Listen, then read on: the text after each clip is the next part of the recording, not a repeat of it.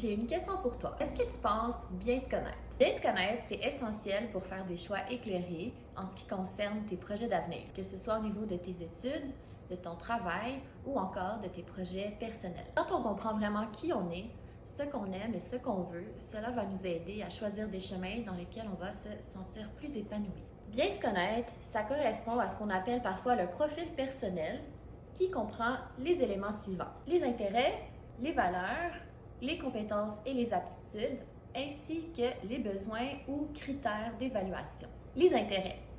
Qu'est-ce qui te passionne vraiment ou qu'est-ce qui pique ta curiosité? C'est bien d'identifier les activités que tu aimes faire et les sujets qui te captivent en tentant de distinguer tes loisirs de tes intérêts scolaires, académiques ou encore professionnels. Tes valeurs, donc qu'est-ce qui est vraiment important pour toi et qui va guider tes décisions. Être en mesure d'identifier tes valeurs va t'aider à identifier des environnements et des défis qui vont te faire sentir aligné avec qui tu es et ta vision du monde. Les compétences et les attitudes, en fait, c'est d'être en mesure d'identifier quelles sont tes forces et tes talents. Dans quoi es-tu naturellement bon ou quels sont les savoir-faire que tu développes dans le cadre de tes études ou encore dans ton milieu de travail.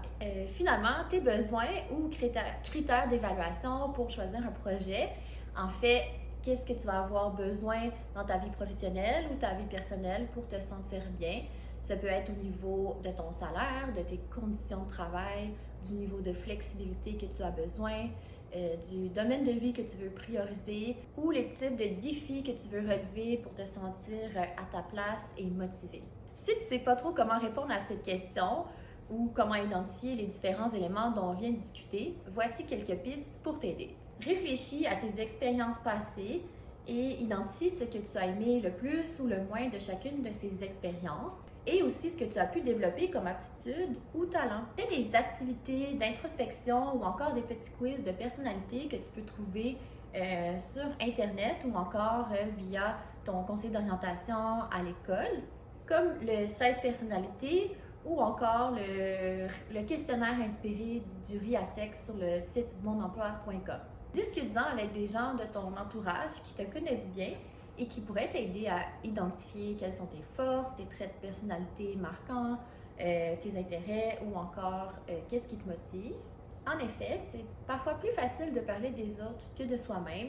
Donc, les gens de ton entourage peuvent parfois voir des choses dont tu n'es pas super conscient ou encore que tu peux sous-estimer. Prends du temps pour toi pour essayer des nouvelles activités et te lancer des défis. C'est vraiment en expérimentant et en vivant des expériences qu'on peut vraiment se comprendre et aussi se développer.